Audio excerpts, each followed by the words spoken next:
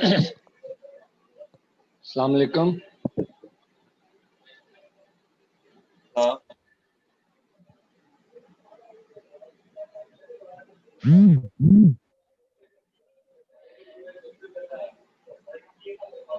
हाँ जी, क्या हाल चाल है भाई? ठीक हो?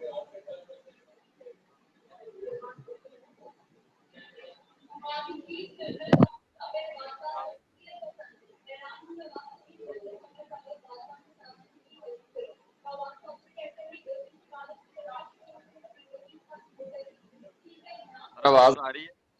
जी जी बोलें। जी सर, क्या हाल चाल? क्या अल्लाह सर? का शुक्र, आप सुनाओ, ठीक हो?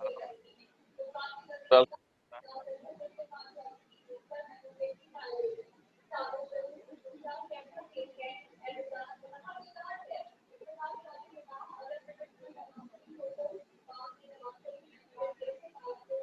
किधर है यार आपकी क्लास? मुझे लगता है सो जाते हैं आप लोग जल्द लेट।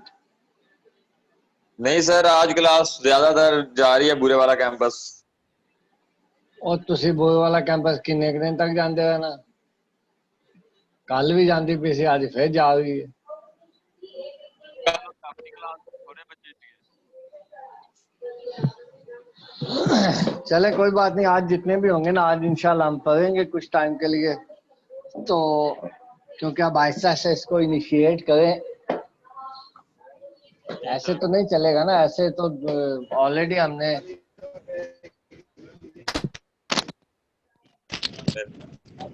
लास्ट वीक भी हमारा ऐसे ही गुजर गया, ये वाला भी ऐसे ही गुजर जाएगा, तो फिर तो काम नहीं चलेगा। जी सर बिल्कुल।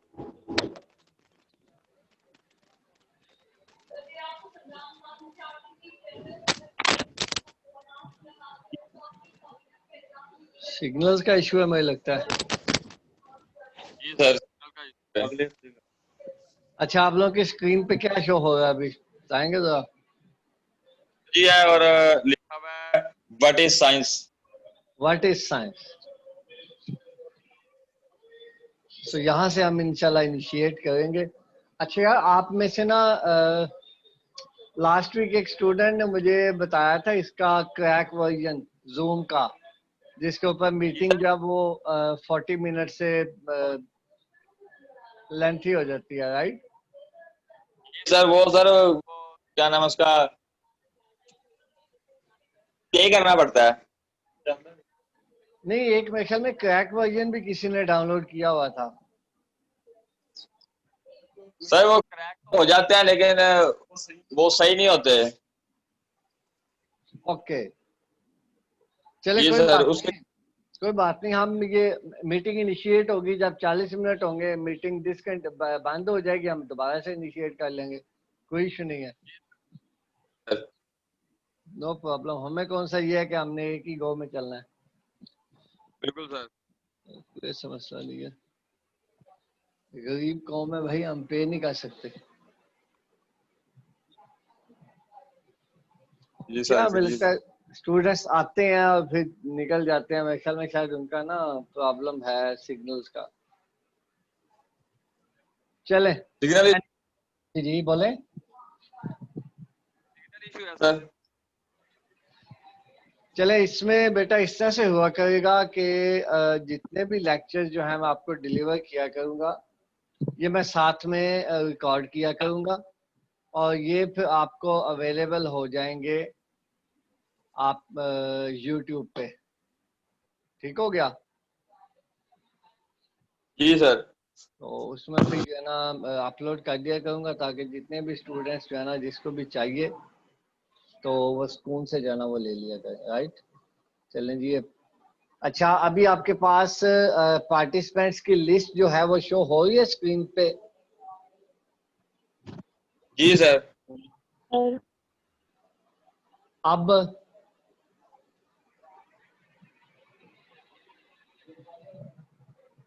अभी भी हो रही है। पार्टिसिपेंट्स की लिस्ट सर अभी हो शो रही हो रही है? अभी भी हो रही है? यस सर हो रही है। अच्छा, अब होनी तो नहीं चाहिए मेरे ख्याल में। चले, इट्स ओके। मेरे ख्याल में वो आपके पास वैसे ओके, ठीक है। स्क्रीन शेयर पे शो नहीं हो रही होगी, वैसे आपके पास हो रही होगी। ठीक है, मैं समझ गया। ओके, जी सर, वो का ऑप्शन होता है पार्टिसिपेंट। मैं समझ गया, ठीक है।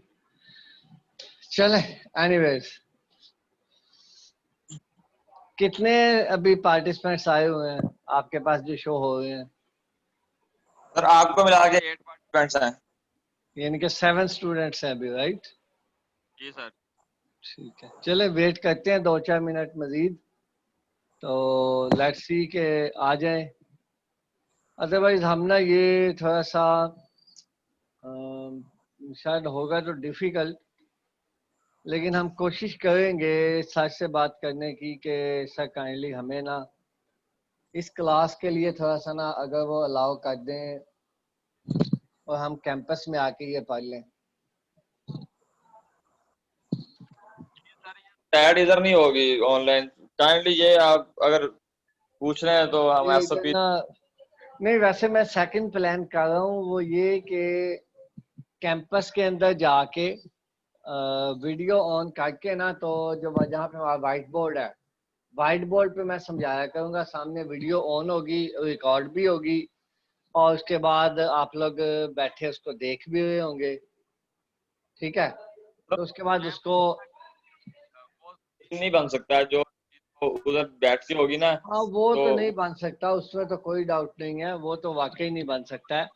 लेकिन इसको कुछ ना कुछ हद तक हमें अकोमोडेट तो करना पड़ेगा ना, क्योंकि अब हम एक सिचुएशन में फंसे हुए हैं।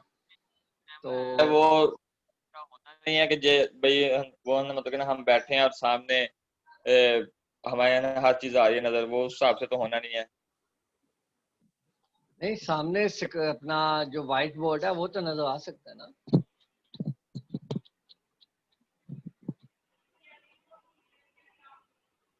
तो इतना तो नहीं ना आया फिर। नहीं, हाँ वो तो बात आपकी सही है, फुली तो पॉसिबल नहीं होगा, डिफिकल्ट होगा, लेकिन चले उसको हम किसी न किसी हद तक अकोमोडेट करने की कोशिश करेंगे इंशाल्लाह।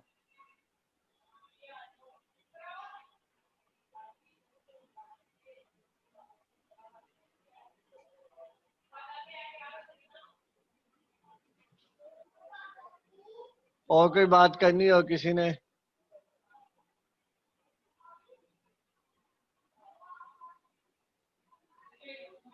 हेलो, सर आपके YouTube चैनल का नेम क्या है? मेरे नाम से ही होगा बेटा। Okay sir.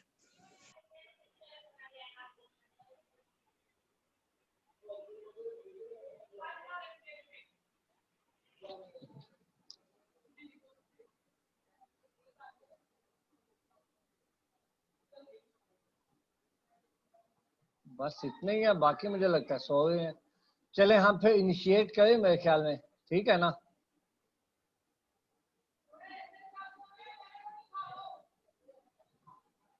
कोई आवाज नहीं कहीं से। जी सर करें। अच्छा, आप लोगों के पास ना बीच में जहाँ पे भी आप लोगों को लगे कि आप लोगों को समझ नहीं आ रही, या कोई आपने बात पूछनी है या कुछ बतानी है, तो वो आप लोग पूछ सकते हो, नो प्रॉब्लम। ठीक है, कोई ऐसा इशू नहीं है कि आप बीच में मुझे डिस्टर्ब करोगे, नो इश्यूज। आप कहीं पे भी आपको लगे कि यहाँ पे हमें स्टॉप करना चाहिए, या हमें समझ नहीं आ रही, या रिपीट करनी है कोई बात, तो आप बोल सकते हैं। ठीक हो गया जी?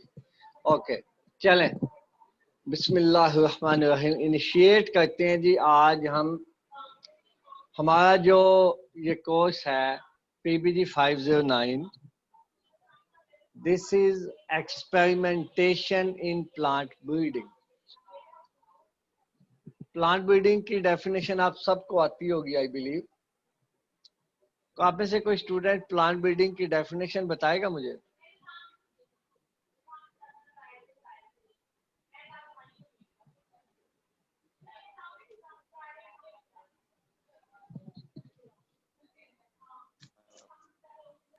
आप सब Bring तक positive things, sir. Bring positive things in plant card breeding.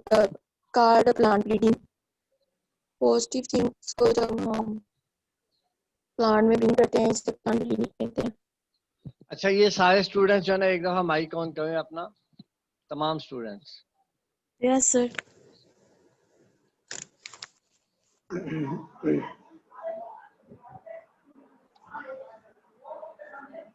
ये दो मुझे लगता है गायब तो नहीं हो गए, नहीं एक आ गया है, एक आ गया मोहम्मद मसूद।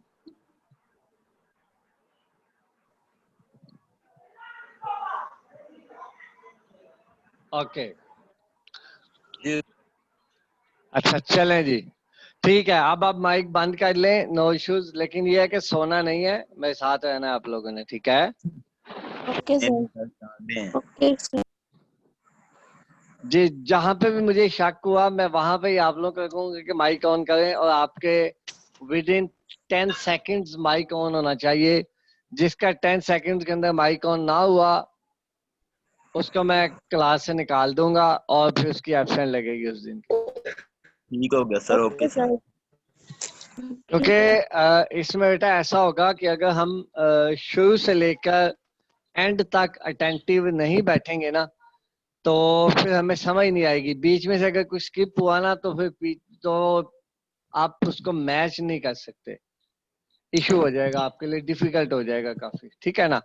अच्छा चले जी, इनिशिएट हम करते हैं। ये हमारा सब्जेक्ट था एक्सपेरिमेंटेशन इन प्लांट ब्रीडिंग।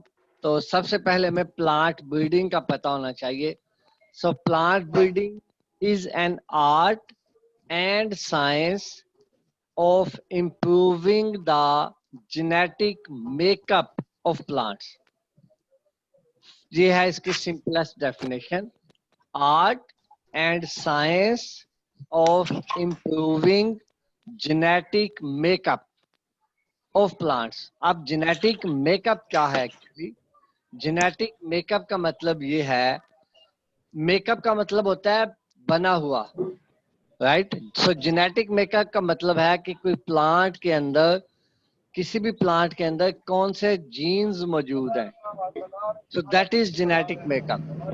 तो जेनेटिक मेकअप को इम्प्रूव करने का मतलब एक्चुअली क्या है कि हमने उस प्लांट के अंदर जो जीन्स हैं उनको या तो चेंज करना है या उनके साथ, उन जीन्स के साथ खेलना है एक्चुअली। उनको हमने मॉडिफाई करना है, रिमूव करना है, इम्प्रूव करना है, इनकॉर्पोरेट करना है। तो ये सारे काम करके हम उस प्लांट का जो उस प्लांट को इम्प्रूव करेंगे एक्चुअली। सो ये जो है बेसिक प्लांट ब्रीडिंग का ऑब्जेक्टिव है। अब इस ऑब्जेक्टिव में स्टार्ट में हमने एक बात की कि this is art and science. Art का तो सबको पता है आर्ट क्या होता है, राइट। साइंस के मतलब थोड़ी सी हम बात कर लें। So what is science?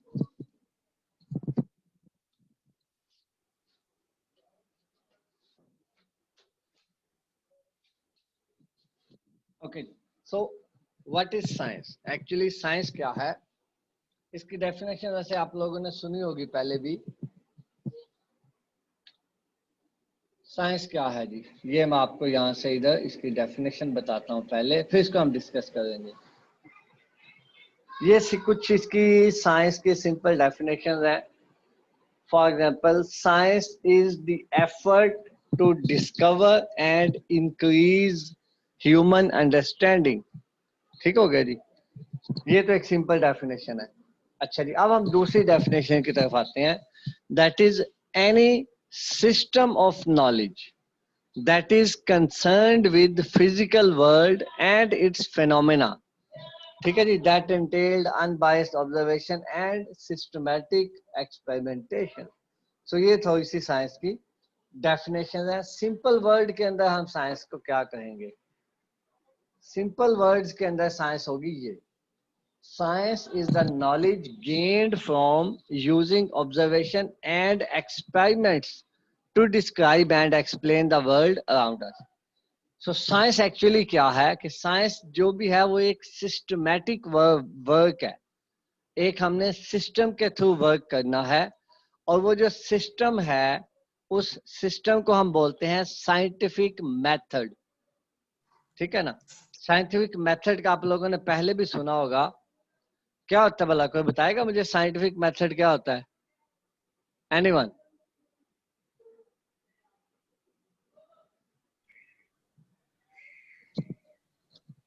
Sir experiment implementation के थ्रू कोई भी वर्क करना। Very nice. इसके स्टेप्स अगर आपको 1 बाय 1 याद हो। सर पावर्स की फॉर्म में भी लिखते हैं। पावर्स की फॉर्म में नहीं, इसके स्टेप्स सर जो हैं, साइंटिफिक मेथड्स के कुछ स्टेप्स होते हैं, 5 या 6 स्टेप्स हैं, शायद अगर आप लोगों को याद हो तो। सर हाइपोथेसिस, एक्सपेरिमेंटेशन और इसके अलावा और भी हैं 2-3। ओके, आपको समझ आ गई है मेथड क्या है, बिल्कुल सही, लेकिन आपने तरतीब थोड़ी सी जो है ना उसकी आगे पीछे कर दी। Anyone else? ऑब्जर्वेशन सर, सबसे पहले ऑब्जर्वेशन करनी है, वेरी फिर गुड, उसके बाद ऑब्जर्वेशन के बाद हाइपोथेसिस करनी है, फिर वेरी गुड, उसके ऊपर जो भी सर प्रेडिक्शन होगी ना हाइपोथेसिस के ऊपर वो करनी है, फिर उसके बाद जो प्रेडिक्शन है ना हमारे पास हाइपोथेसिस के ऊपर आई जो है, उसके बाद उसके ऊपर टेस्ट करना है, और वेरी फिर उसके गुड, बाद जो भी रिजल्ट हमें निकलेंगे ना हाइपोथेसिस और प्रेडिक्शन के बाद जो भी हमें रिजल्ट निकलेंगे ना वो हमारा साइंटिफिक मेथड का मतलब कि एक एंड पे रिजल्ट होगा, उसे हम साइंटिफिक मेथड कहेंगे। कंक्लूजन होगा। जी सर। बिल्कुल सही। एक मिनट। चलें हम इसको तरतीब से पढ़ते हैं। सो सबसे पहले होगा ऑब्जर्वेशन, ठीक है ना। साइंटिफिक मेथड क्या है? सबसे पहले ऑब्जर्वेशन है। ऑब्जर्वेशन जब हम करते हैं, ये मैं यहां से आपको बताता चलता हूं। सो साइंटिफिक मेथड जो है ये आ गया। सबसे पहले है ऑब्जर्वेशन, सबसे इंपॉर्टेंट पॉइंट है साइंस का। अगर हमारी ऑब्जर्वेशन गलत हो गई ना, ठीक है, तो क्या होगा कि हमारा सारा का सारा एक्सपेरिमेंट और सारा का सारा टाइम जो है वो जाया हो जाएगा। अब यहाँ पे एक एग्जांपल है, ये इस पिक्चर को आपने गौर से देखना है जी, ऑब्जर्व करना है इसको आपने। You have almost 1 minute, 1 minute के अंदर इसको आपने ना इस पूरी पिक्चर को आपने ऑब्जर्व करना है। उसके बाद फिर आगे क्वेश्चंस आएंगे इसी का मुतालिक।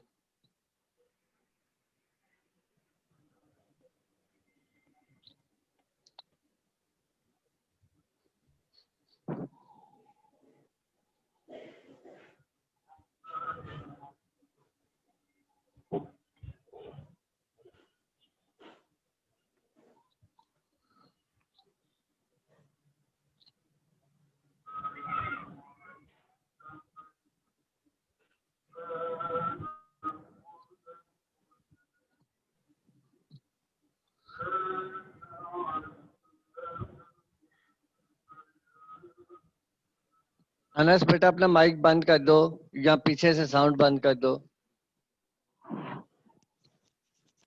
जी ऑब्जर्व कर लिया आप लोगों ने?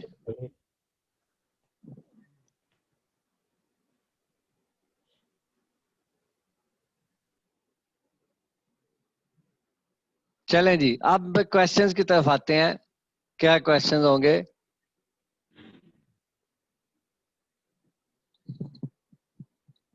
ये क्वेश्चंस हैं जी, बताएं कौन कौन आंसर कर सकते हैं इन क्वेश्चंस को, और कितने क्वेश्चंस को आंसर कर सकते हैं? 10:30 10:30 था और सर टाइम। ओके, और सर वेरी गुड, 24 दिसंबर डेट थी। Very nice. उसके बाद और आगे वाले बंदे के पास कैप थी और उसने कोट पहना हुआ था, बूट थे उसके पास। Was it a man? नहीं, देखें क्वेश्चन मैं was it a man man? Man, man था? मैन था, मैन टाल था यस या सर, शॉर्ट था? टॉल टॉल टॉल ओके, था। टॉल था फैट, सर। फैट था? Thin kind of fat. Thin thin था, very good. What was he oh, doing with their hands? ये नहीं देखा। सर पता नहीं ओके, सर, वो शॉपकीपर से कोई चीज ले रहा था, पैसे दे के। पैसे दे रहा है। पैसे दे रहा है और एक हाथ उसका कोट के अंदर है, राइट? Yes sir. ओके, सो ये ऑब्जर्वेशन है। ऑब्जर्वेशन जब हम कर लेंगे तो ऑब्जर्वेशन की बेस के ऊपर हम आगे चलेंगे। ऑब्जर्वेशन की बेस के ऊपर जो सेकंड अपना स्टेप है साइंटिफिक मेथड का, that is hypothesis, right. Hypothesis की टाइप्स होती हैं, पहले पढ़ा है कभी हाइपोथेसिस का वर्ड आप लोगों ने? यस सर, पढ़ा तो है। स्टैट के अंदर Yes, डेफिनेटली sir. पढ़ा होगा, क्योंकि स्टैट के जब Yes, आप sir. टी टेस्ट के क्वेश्चंस करते हैं तो उसके अंदर ये प्रॉपर हमें पढ़ाया जाता है कि पहले ऑब्जर्व करना है, फिर हाइपोथेसिस होगा, फिर एक्सपेरिमेंट होगा, फिर कंक्लूजन होगा, ठीक ऐसे ही है ना, और फिर इन्फ्लुएंस होगा एंड के ऊपर, ऐसे ही पढ़ा हुआ है ना।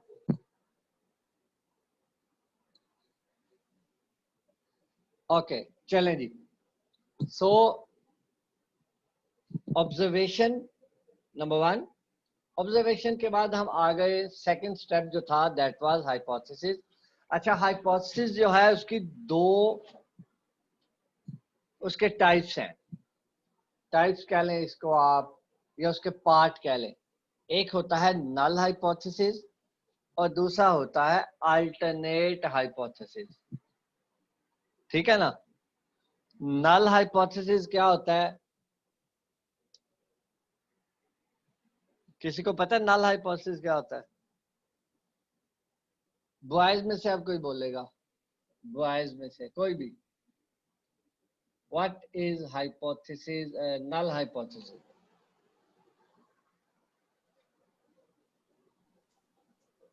सर वो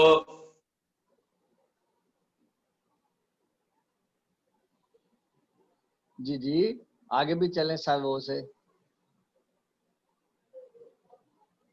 नल हाइपोथेसिस सर बोलता है इसमें ना,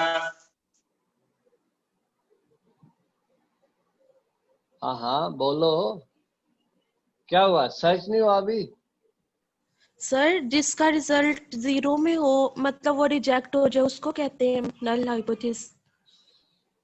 नहीं बेटा, उसको तो नहीं कहते। सर जो स्पेसिफिक मतलब कोई डिफरेंस ना हो जिसमें, मतलब कोई भी एक्सपेरिमेंट्स में जिनमें स्पेसिफिक या सिग्निफिकेंट डिफरेंस ना हो आपस में। नहीं बेटा, ट्रांसलेशन हो रही नहीं नहीं नहीं नहीं नहीं, that is not null hypothesis. वो तो आप आगे इन्फ्लुएंस पे चले गए, सिग्निफिकेंट और नॉन सिग्निफिकेंट पे चले गए हो।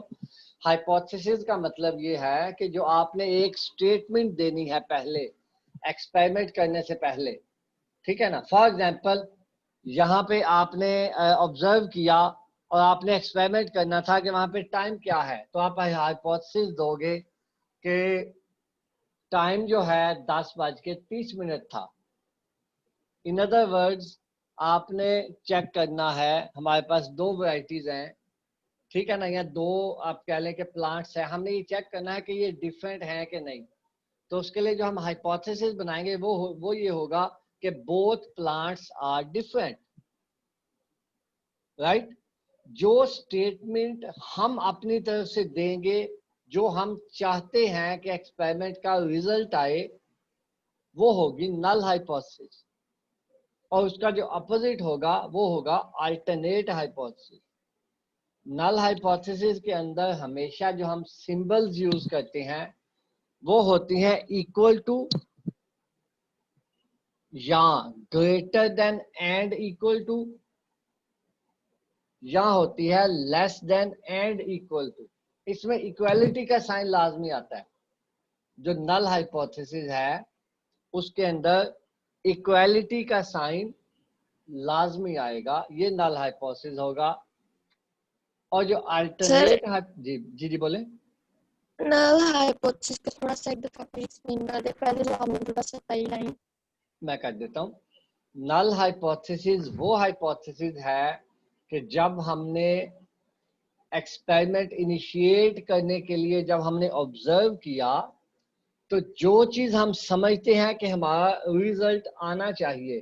फॉर एग्जांपल, दो वैरायटीज हैं, हमने दो लाइंस या दो प्लांट्स को देखा, हमने कहा कि ये दोनों प्लांट सेम है, से फॉर एग्जांपल, ठीक है ना।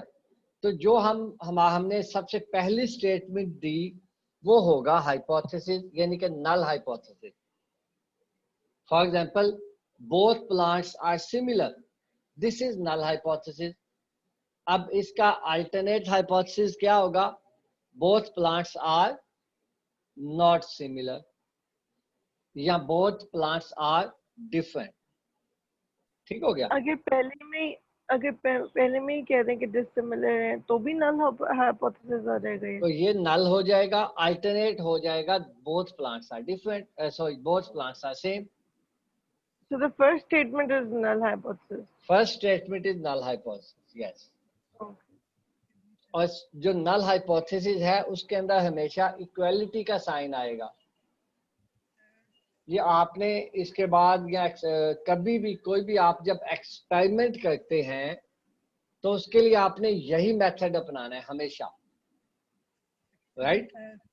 हम आगे जितने भी, रिपीट कर देता हूँ, नल हाइपोथेसिस को रिपीट करना है ना। पहली बात, हाइपोथेसिस क्या है? हाइपोथेसिस वो स्टेटमेंट है जो हम प्रोड्यूस करते हैं before initiating the experiment. Experiment जब हमने इनिशिएट करना है तो उससे पहले हम एक स्टेटमेंट देते हैं, that statement is called hypothesis. अब उस हाइपोथेसिस के हमेशा दो पार्ट्स होते हैं, आप पार्ट्स कह लें या उसके स्टेप्स कह लें या उसकी काउंटर स्टेटमेंट्स कह लें। वो है नंबर 1, जी जी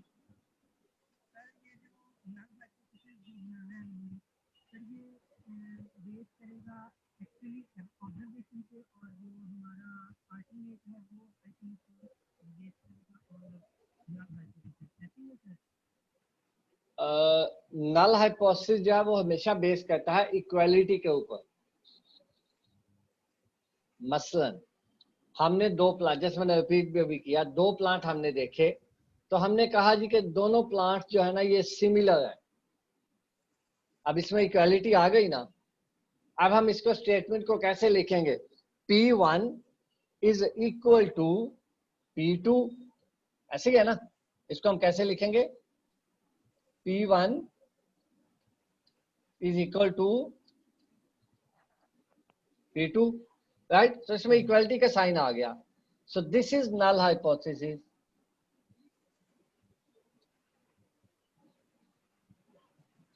ओके, अब इसका जो अल्टरनेट होगा वो होगा इसका अपोजिट। इक्वल का अपोजिट क्या होता है? Not equal. Not equal to. P1 is not equal to P2. This is alternate hypothesis. और इसको हम H1 के साथ लिखते हैं, इसको लिखते हैं H0 के साथ या H0 के साथ। ये सिंबल्स देखिए हैं पहले कभी, H0 और H1? No sir. No sir. Okay, चलो इट्स ओके। एक्चुअली कोई भी हम एक्सपेरिमेंट करते हैं या कोई भी साइंटिफिक, हम कोई भी साइंटिफिकली किसी चीज को जब हम प्रूव करना चाहते हैं तो हम यही स्टेप्स हमेशा रिपीट करेंगे। पहला ऑब्जर्वेशन था, दूसरा हाइपोथेसिस है। हाइपोथेसिस के अंदर इसके दो पार्ट्स हैं या स्टेप्स हैं या काउंटर पार्ट्स हैं। पहला है नल हाइपोथेसिस और दूसरा है अल्टरनेट हाइपोथेसिस। नल हाइपोथेसिस के अंदर हमेशा इक्वालिटी का साइन होता है और अल्टरनेट के अंदर हमेशा नॉट इक्वल का साइन होगा। फॉर एग्जांपल नल के अंदर मैंने आपको बताया कि एक होगा साइन इक्वालिटी का, या होगा equal to or greater than, या होगा less than or equal to. और अल्टरनेट के अंदर क्या होगा? Not equal to, more then,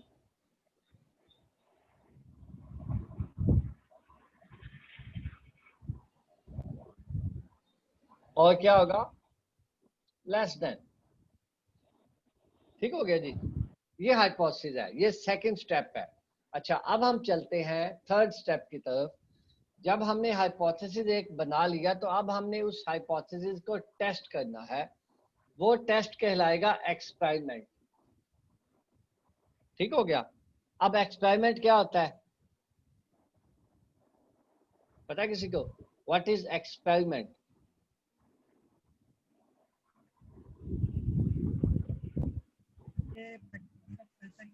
sir practically किसी चीज को कोई चीज परफॉर्म करके देखना कि ये करेक्ट है या नहीं है। Okay, very good. So actually experimental क्या है? एक्सपेरिमेंट क्या है? Experiment is a procedure to test the hypothesis. ठीक है ना? एक्सपेरिमेंट क्या है? Is a procedure to test the hypothesis. जो आपके पास हाइपोथेसिस था उसको आपने टेस्ट करना है थ्रू एक्सपेरिमेंट। अब एक्सपेरिमेंट इटसेल्फ जो है वो एक कोई सिंपल सी चीज नहीं है। एक्सपेरिमेंट्स डिफरेंट काइंड्स के होते हैं, ठीक है ना? और एक्सपेरिमेंट को परफॉर्म कौन करता है?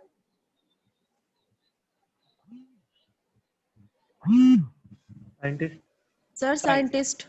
साइंटिस्ट। सो जो बंदा भी स्टूडेंट एक्सपेरिमेंट भी करते करता हैं। है, एक्सपेरिमेंट का उर्दू में मैं आपको मतलब बताना, तजुर्बा। ठीक है? तो जो भी शख्स एक्सपेरिमेंट करता है वो साइंटिस्ट होता है। ठीक हो गया जी? अब डिफरेंट काइंड के साइंटिस्ट हैं दुनिया के अंदर। हम उनकी बात करेंगे जो हमारे रिलेटेड है। फॉर एग्जांपल एग्रीकल्चर साइंटिस्ट, ठीक हो गया, या प्लांट ब्रीडर, या स्टैटिशियन, राइट? अच्छा, ये तो बात चले, बात किसी और तरफ चली जाएगी। हमारा जो पॉइंट है वो है एक्सपेरिमेंट की तरफ। कोई भी एक्सपेरिमेंट परफॉर्म करने के लिए आपको कोई ना कोई डिजाइन चाहिए। किसी वे से एक्सपेरिमेंट करेंगे ना, कोई डिजाइन यूज करेंगे ना, तो उन डिजाइन्स को हम डिस्कस करेंगे इस सब्जेक्ट के अंदर। लेकिन वो डिजाइन यूज होंगे या वो डिजाइन हम डिस्कस करेंगे जो कि एक प्लांट ब्रीडर को या एग्रीकल्चर साइंटिस्ट को चाहिए। ठीक हो गया जी? सो उन एक्सपेरिमेंटल डिजाइन्स को हम डिस्कस करेंगे इंशाल्लाह कि वो डिजाइन्स कौन कौन से हैं। अच्छा चलें जी, एक्सपेरिमेंट की समझ आ गई। हम पहले ये टॉपिक वाइंड अप कर लें फिर आगे चलते हैं। एक्सपेरिमेंट कंप्लीट हो गया। अब एक्सपेरिमेंट हमने कर लिया, एक्सपेरिमेंट हमने फील्ड में लगा दिया, वहां से हमने डाटा ओरिजिनेट कर लिया, डाटा हमें मिल गया, उस डाटे को हमने एनालाइज कर लिया। एनालाइज करने के बाद नेक्स्ट स्टेप होगा कंक्लूजन। ठीक है जी? सो कंक्लूजन क्या है? ये चौथा स्टेप है। फोर्थ स्टेप क्या है? That is conclusion. ठीक हो गया जी? अब कंक्लूजन क्या होता है? कंक्लूजन एक्चुअली, चले इधर हम थोड़ा सा ये भी डिस्कस कर लेते हैं साथ में। कंक्लूजन क्या होगा? ये एक्चुअली यहाँ पे लिखे हुए हैं सारे स्टेप्स। ऑब्जर्वेशन, उसके बाद ये प्रॉब्लम या क्वेश्चन, यही हाइपोथेसिस एक्चुअली। उसके बाद ये मेरे ख्याल में 3 स्टेप्स में लिख दिया, लेकिन ये एक ही है एक्चुअली। ठीक है जी? उसके बाद ये एक्सपेरिमेंट है, उसके बाद एनालाइज है, और उसके बाद क्या है? कंक्लूजन। सो कंक्लूजन क्या होता है? Conclusion is actually either the null hypothesis और alternate hypothesis। समझ आ गई ना? यानी कि null hypothesis या alternate hypothesis के अंदर इन दोनों में से जौन सा वाला प्रूव हो जाएगा वो कंक्लूजन होगी। बात समझ आ गई है?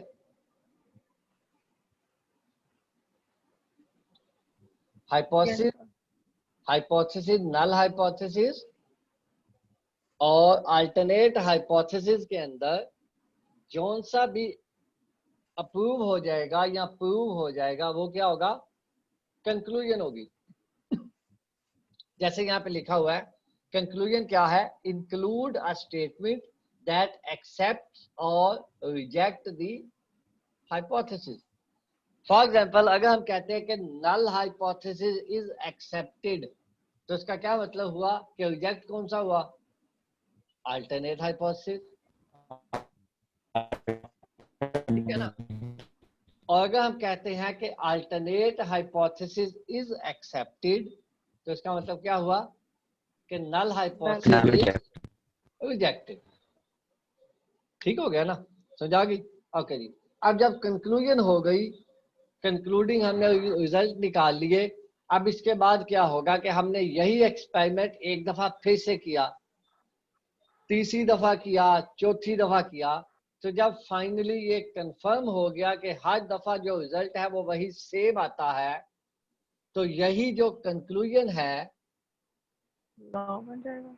इसको हम थ्योरी का नाम दे देंगे। पहले थ्योरी होगी, उसके बाद लॉ होगा। इसको हम किसका नाम दे देंगे? थ्योरी का नाम दे देंगे। अब जब जो थ्योरी 5, 6, 7 दफा जो है ना वो वर्ल्ड लेवल के ऊपर अप्रूव हो जाए या एक्सेप्ट हो जाए, वो थ्योरी क्या बन जाएगी? लॉ बन जाएगी। जैसे कि प्लांट ब्रीडिंग के अंदर या प्लांट साइंसेस के अंदर 2 लॉज हैं मेन, जो कि जेनेटिक्स से रिलेटेड हैं। किसको पता है? 2 लॉज हैं जो जेनेटिक्स के रिलेटेड अरे है। एक तो मेंडल का लॉ हो सर गया, मेंडल का लॉ है। Sir law of segregation. Sir law of segregation, law of के जितने भी लॉ हैं सारे। सर मेंडल्स के लॉ हैं। मेंडल्स के लॉ है। Very good. कौन कौन से हैं? Sir law of segregation, law of very good. Segregation, and law of independent assortment. Law of segregation और लॉ ऑफ इंडिपेंडेंट इंडिपेंडेंट ठीक है ना? असॉर्टमेंट। तो ये 2 लॉज हैं, राइट? Yes sir. ये वो लॉज Yes, हैं sir. जो कि रिपीटेडली इस साइंटिफिक मेथड के थ्रू अप्रूव हुए हैं, और जब वो फाइनली अप्रूव होके तो फिर एट द एंड वो क्या बने हैं? लॉज बने हैं। ये 1 स्टेप में लॉज नहीं बन गए, इनको टाइम लगा लॉज बनने में। ठीक हो गया जी? यहाँ तक क्लियर है? ओके जी। सो ये तो है साइंटिफिक मेथड और ये है साइंस, जो कि इंशाल्लाह हम करेंगे। अब हम थोड़ा सा आगे चलते हैं। आगे चलने के लिए हमें चाहिए एक ये आ गया। चले हम इसके बाद में बात करेंगे, ये तो थोड़ा सा लेंथी है। सिर्फ हम ये छोटा सा डिस्कस करते हैं। ये मैं पहले क्लियर कर दूं ताकि आपको नजर आना आसानी से नजर आना शुरू हो जाए। क्लियर ऑल, ठीक है जी? ओके जी। अब आपको नजर आ रहा है बेटा? तो ये थोड़ा जूम कर दें। जूम कर देता हूँ।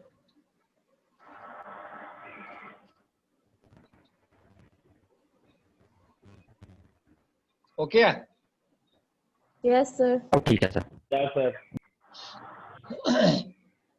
चले हम इससे पहले थोड़ा सा आप लोगों को कंटेंट्स मैंने दिए हुए ना, कंटेंट्स आपने देखे होंगे। सो हमने चूंकि बेसिकली हम साइंस के स्टूडेंट्स हैं और हम साइंस की बात करते हैं, तो साइंस का हमें पता होना चाहिए था पहले, इसलिए आपको पहले मैंने साइंस का बताया। उसके बाद हमें साइंटिफिक मेथड का पता होना चाहिए था, उसके बाद हमने साइंटिफिक मेथड की बात की। और अब हम अपने टॉपिक की तरफ आते हैं, जो कि है एक्सपेरिमेंट। हम जितने भी एक्सपेरिमेंट करेंगे उसमें ये साइंटिफिक मेथड लाजमी यूज होगा। यानी कि हर दफा हम एक क्वेश्चंस को पढ़ेंगे। क्वेश्चन को पढ़ना मतलब ऑब्जर्वेशन है, ठीक है ना? ऑब्जर्वेशन यही होता है ना कि कोई आपके पास प्रॉब्लम आ गया, उसको आपने पढ़ा, ये आपके पास ऑब्जर्वेशन है। अब ऑब्जर्वेशन करने के बाद आपने हाइपोथेसिस बनाना है। हाइपोथेसिस बनाने के बाद आपने एक्सपेरिमेंट करना है और उसके बाद आपने कंक्लूजन दे देना है। तो यहाँ तक हम चलेंगे। जितने भी क्वेश्चन होंगे वो हम इसी फैशन में करेंगे, ठीक है ना? अच्छा जी। अब जब हम एक्सपेरिमेंट की बात करते हैं तो एक्सपेरिमेंट से पहले हमें एक्सपेरिमेंटल डिजाइन का पता होना चाहिए, ठीक है? आज हम इसके प्रिंसिपल नहीं करेंगे, प्रिंसिपल हम इंशाल्लाह नेक्स्ट क्लास के अंदर इनिशिएट करेंगे। आज हम सिर्फ थोड़ा सा एक्सपेरिमेंटल डिजाइन्स की बात करेंगे कि एक्सपेरिमेंटल डिजाइन्स होते क्या हैं। ठीक है ना? Yes sir. ओके जी। सो चले फिर हम ऐसा करते हैं कि हम दूसरी स्लाइड ही खोलते हैं, यही वाली, जिसके अंदर एक्सपेरिमेंटल डिजाइन्स का बताया हुआ है। जी, ये आ गया। एक्सपेरिमेंटल डिजाइन क्या है? Experimental design actually is a set of strategies for organizing data collection and data analyzing. ठीक है ना। एक्सपेरिमेंट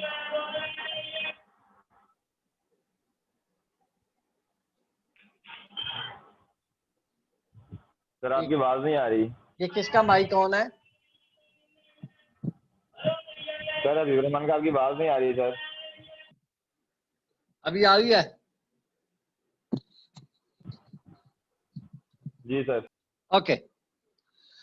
एक्सपेरिमेंटल डिजाइन क्या है? एक्सपेरिमेंटल डिजाइन एक्चुअली स्ट्रेटजीज हैं या प्रोसीजर्स हैं या वेज हैं। किस काम के लिए? दो कामों के लिए। Number 1 data collection, number 2 data analysis. ठीक है जी।